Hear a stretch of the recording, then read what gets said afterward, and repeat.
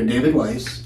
And today we have done some adipose tissue injections on a woman in her 70s who's had significant pain to the front of her foot, not able to walk a long period of time without pain.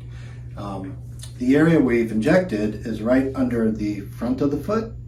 That's the first toe, the first metatarsal, and also the front of the foot at the fifth metatarsal. Now we do this for plantar fat pad atrophy. That is where the fat on the bottom of the foot tends to go away with aging, and it does happen, unfortunately. And the purpose of this is to allow her to walk pain-free, or as little pain as possible. And hopefully my goal is to make sure she can be barefoot on wooden floors or tile floors. How long has this been hurting, ma'am? 2.5 years. And what previous treatments have you had?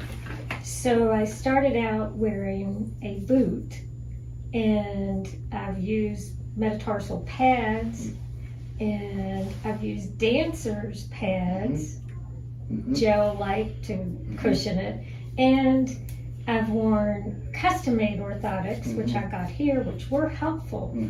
So it's going to be good having this extra pad. Yes, it is. People always say, well, can you take the fat from here and put it over here? But it doesn't work like that, unfortunately, because the fat, if you do transfer, it usually goes away. The padding help a lot of people with this, but again, there's nothing better than the natural padding within the foot. The other options we have for this, which I'm glad she didn't do, is we always can do surgery on the bone to move the bone around. However, that's quite invasive, and again, there's no padding in the front of the foot. So we can move the bones around, but then the other bones become trouble, and you see where that goes. So we'll follow up with her in a couple weeks, and hopefully she will be like most everybody else and being able to be pain-free walking barefoot. Thank you.